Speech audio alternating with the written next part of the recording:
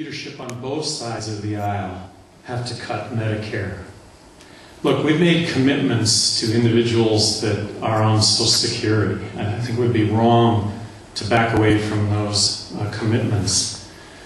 So those that are receiving Social Security, I think that this has to be a commitment that we keep.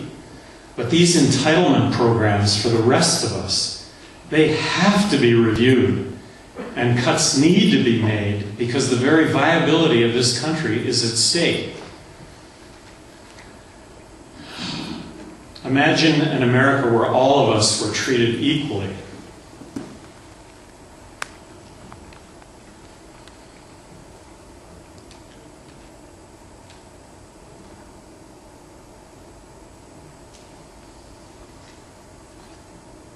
The government has an obligation to provide a level playing field for all of us. This is government's job.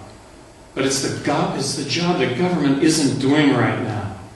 Bailouts, stimulus packages, government doesn't create jobs. The private sector creates jobs. The economy of this country is in really tough shape. And the government should do everything it can to promote a strong dollar, not a weak one.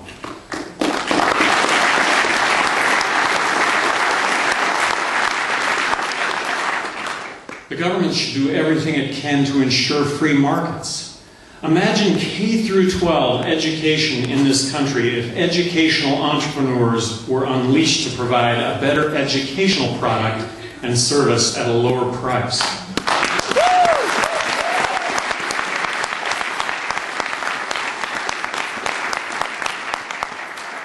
As governor of New Mexico, I was more outspoken than any other governor in the country regarding school choice.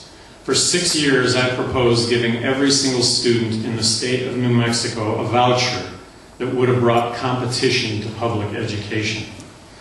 Imagine the government blowing the lid off of supply when it comes to health care.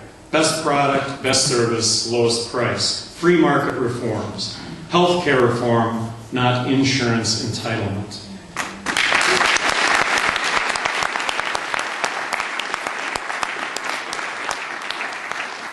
43 cents out of every dollar we're currently spending is borrowed. Entitlement spending for Medicare, Social Security, and Medicaid have to be cut. Did I say that earlier? Let me say it again. Entitlement spending for Medicaid, Social Security, and Medicaid have to be cut. We're broke. The national debt is $12 trillion and it's due to double in the next 10 years to $24 trillion. And we now have $55 trillion in unfunded entitlement liabilities. And I couldn't be more opposed to tax increases. And that's exactly what's going to happen. Over an 8-year period as governor of New Mexico, not one single tax was raised. We all know that legislators spend the money that you give them, and if you give them more, they just spend more. And of course, when it comes to the federal government, they're spending money that we don't have.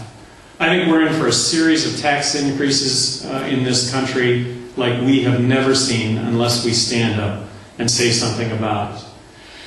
Cap and trade, 25% increase in energy prices overnight as a result of taxing carbon emissions. The Great Business Migration Act of 2010.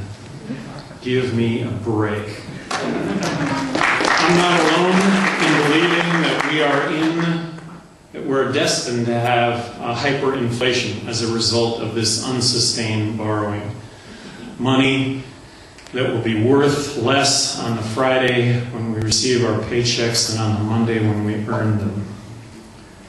One of government's fundamental roles is to provide a strong national defense. We need to be resolved against any countries, organizations, or persons that would rise up in armed opposition to the United States. We all support and appreciate the courage and dedication of all the men and women in our armed forces. Our armed forces are an asset that should not be squandered.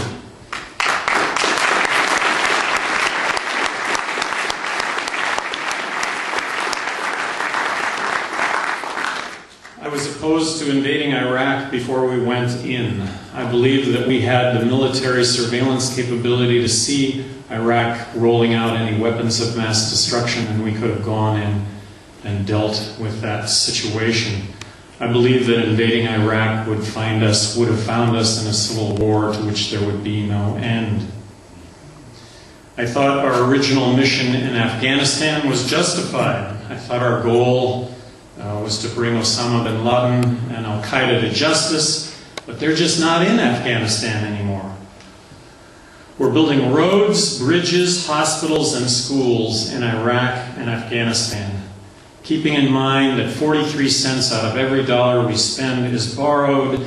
Is this not insane spending?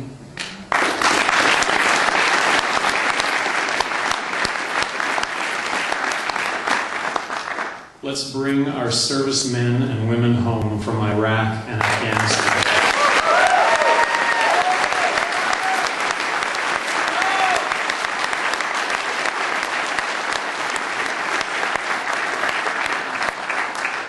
If we're going to find real solutions to the problems we face, we need to look for some new answers. We can't keep doing the same thing over and over and over again, expecting different results. That's the definition of insanity. Let's look at this country's war on drugs. Look, doing drugs is a bad idea. I haven't had a drink of alcohol in 22 years, and it's the best decision that I ever made. How about some common sense, reality-based thinking when it comes to drugs? A problem that's costing us $70 billion a year. Half of every law enforcement dollar spent in America today is drug-related. Half of what we spend on the courts and half of what we spend in the prisons is drug-related. Every year, 1.8 million people in this country are arrested on drug-related crimes. That is the population of New Mexico that's arrested every single year. The reality of this situation is that despite our best efforts, the war on drugs isn't producing positive results, and people are continuing to use drugs. That's the reality. In the 1920s, America faced a similar reality. In the 20s, it was the war on booze. Prohibition turned otherwise tax-paying, law-abiding citizens into criminals. Their crime? Wanting a drink at the end of a hard day. Prohibition elevated thugs like Al Capone into the most powerful, wealthy men in Chicago. Disputes were played out with guns, not in the courts. The reality was that, like it or not, moral or immoral, legal or illegal, people continued to drink. Then something happened. We got smart. Instead of making booze a criminal enterprise, we made it a commercial enterprise. We licensed booze. We taxed it. We regulated it. We took the crime and corruption out of it.